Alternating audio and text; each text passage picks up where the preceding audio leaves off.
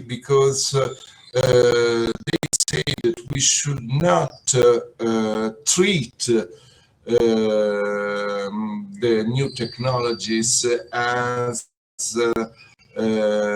something dangerous, as a risk. We should instead treat the new technologies as an extension of our humankind, or as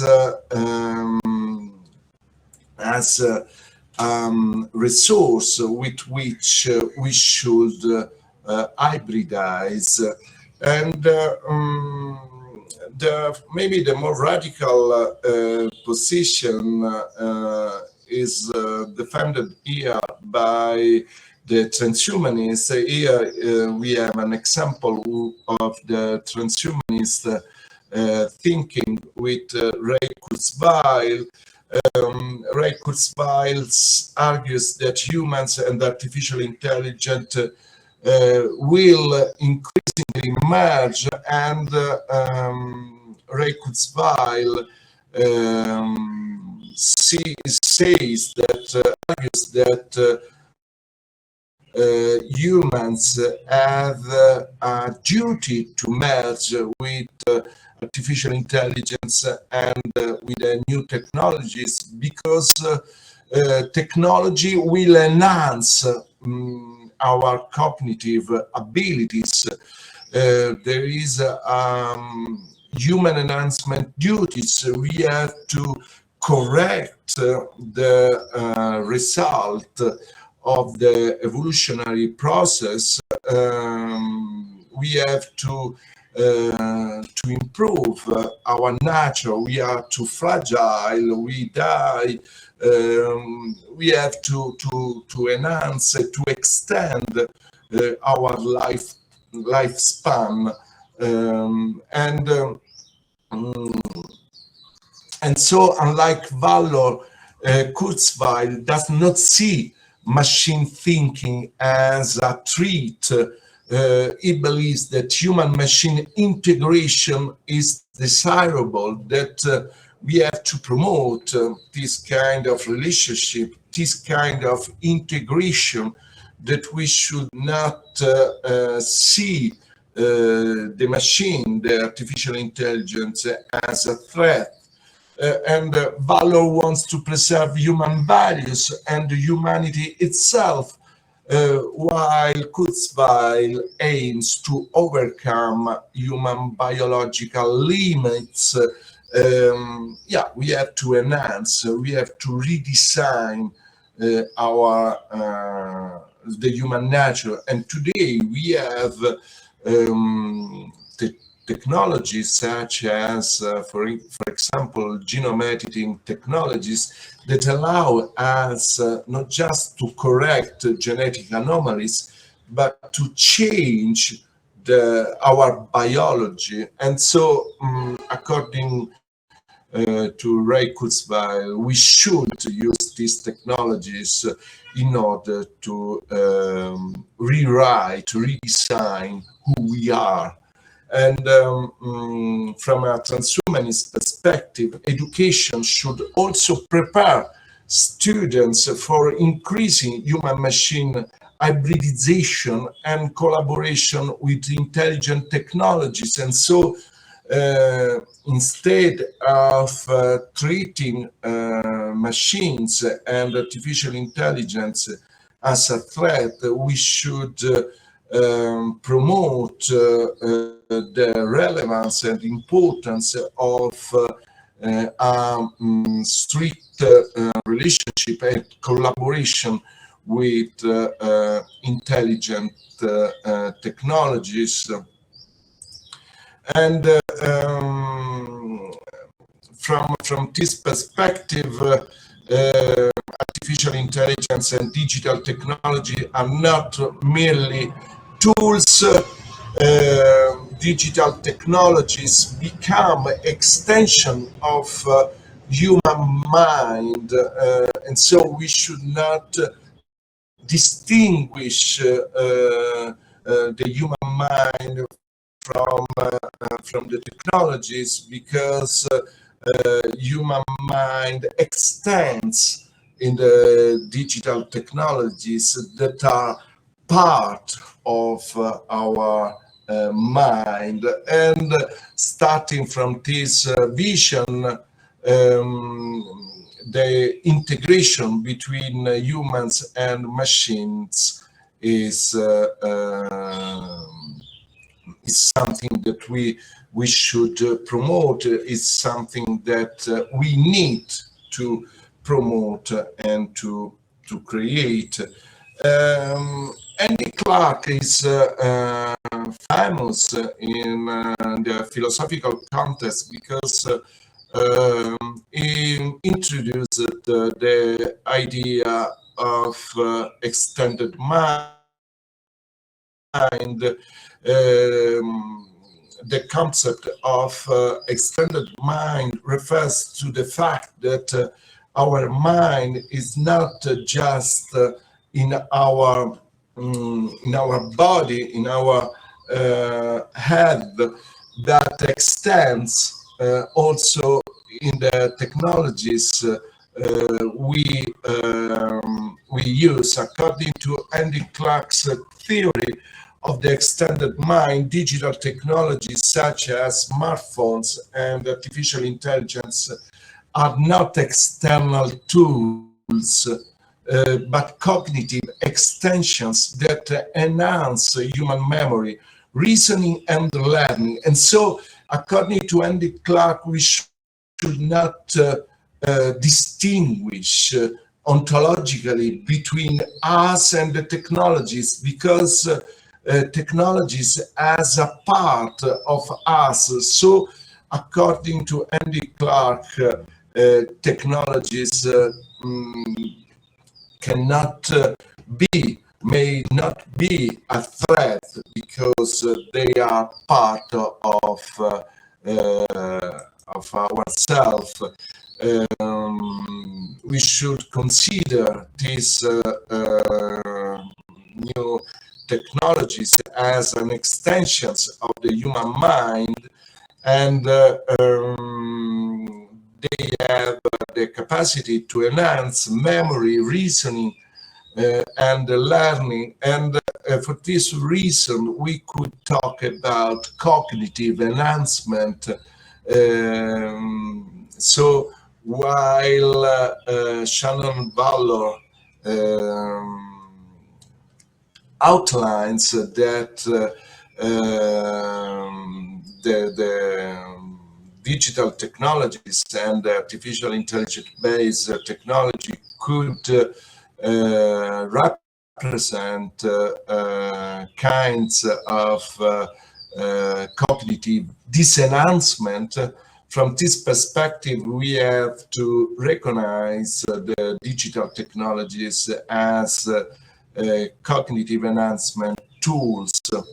And David Chalmers is another author, philosopher, who defends the hybridization with technologies.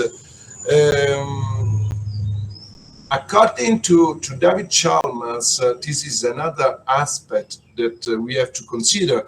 Advanced artificial intelligence system may eventually develop genuine forms of consciousness, experience, and intelligence. And so David Chalmers doesn't want to exclude that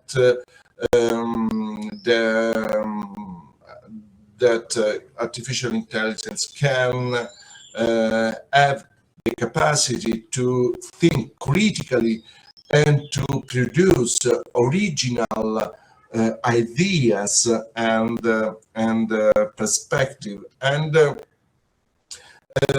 from this perspective, the intelligent systems are not only statistical mirrors that may become genuine moral subjects. And so David Chalmers opens to the possibility to recognize the artificial intelligence systems as something more than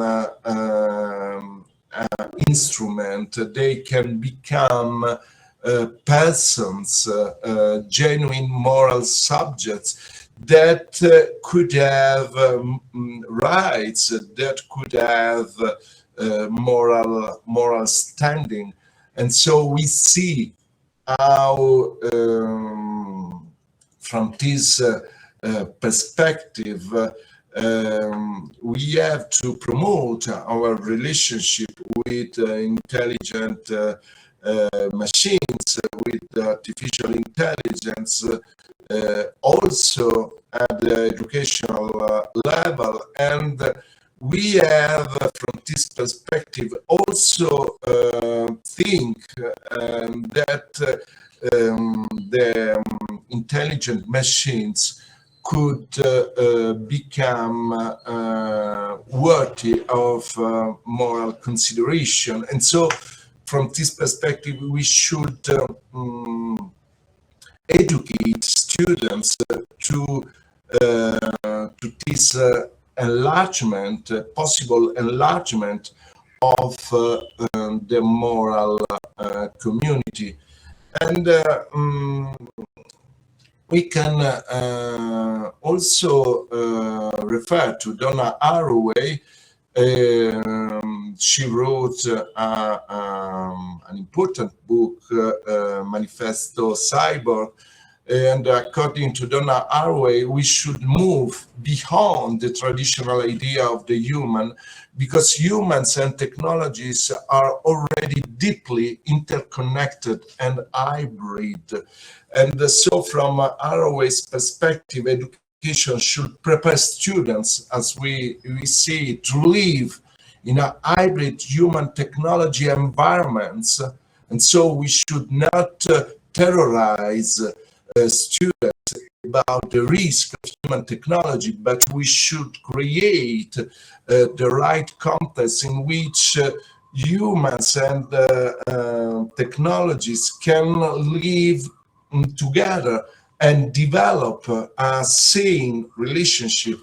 And so education should encourage critical reflection on digital identities and technological relationships, and education should rethink the traditional distinction between human and machine, promoting collaboration between humans and intelligent technologies. So here we can see a frame, a picture different from the story, from the frame defended by Shannon Vallo.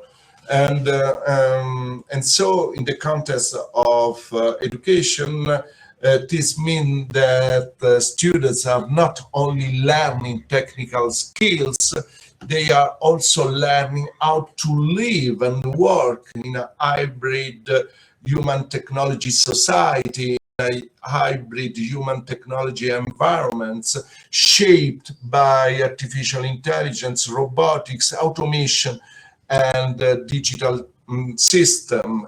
And in the end, the question could be, from this perspective, as we have said, we should reduce our distance from the machine. But here the question is, may artificial intelligence have moral standing? And we could say that at the present stage, artificial intelligence system probably do not possess genuine moral standing, because they lack consciousness, emotions, self-awareness, and the capacity to suffer. However, as artificial intelligence becomes more autonomous and socially integrated, the question becomes increasingly important from both ethical and educational perspectives. Even then, we have to consider that even if artificial intelligence does not currently possess moral standing, the way humans interact with intelligent machines may transform our moral attitudes, social relationship, and educational practices. And even if artificial intelligent systems do not possess genuine moral standing, humans may still attribute moral relevance to them, since we are capable of forming emotional bonds and meaningful social relationships with intelligent machines. This is an important point.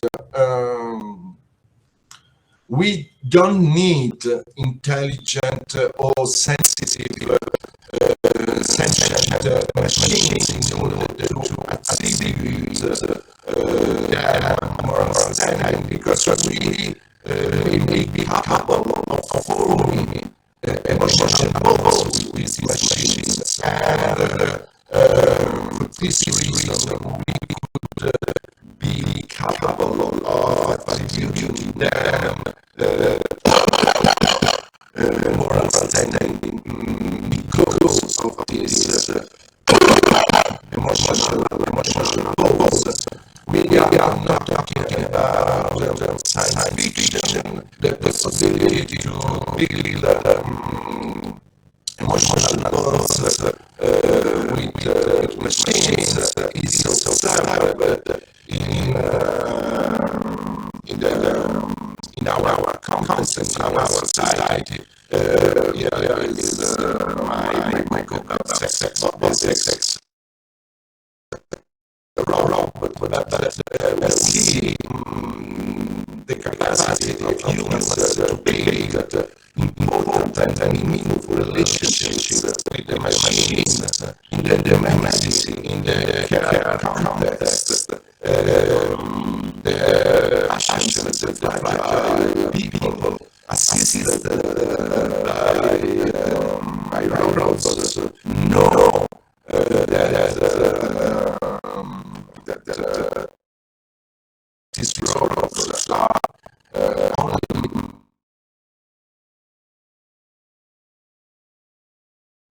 machines, but as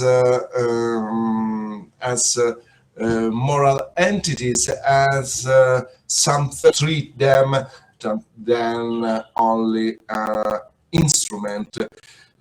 And as we know, we have a lot of care robots used in medicine today. We have Paro, a robotic baby seal used for emotional therapy, especially with elderly or dementia patients. Then we have Pepper or Beer, and a lot of new robots, of new care robots appear every day. Care robots are robotic systems designed to assist, support, or interact with people in need of care, such as the elderly, disabled, or chronically ill. And they can perform physical tasks, provide social and emotional companionship, or help maintain independence and well-being. In short, care robots combine technological assistance and emotional interaction to enhance the quality of life and reduce the burden on human caregivers. And it is with these robots that we are able to develop important bonds, because we humans, we start to talk with these robots, and these robots assist us, and for this reason we have the capacity, the imagination that allow us to treat them as part of our moral community. This is relatively old paper by Robert and Linda Sparrow, and they talk about the future of aged care, and like Shannon Vallo, they say we should prevent us from redesign the care in a artificial way by delegating the care to the machines. The question that they analyze is, are we moving to a medicine based on machines? However, in conclusion of my presentation, we could say that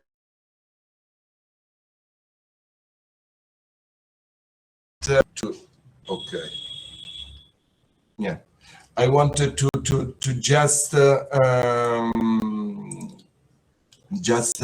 conclude my presentation by saying that when we talk about the use of new technologies and artificial intelligence in educational context, we could see different perspectives, and there are different positions, different analysis, and we should be able to recognize these different point of views, and we should promote a discussion, a public discussion that could allow us to develop a personal position about these important questions. Thank you very much, and I think that that now we can start a discussion, and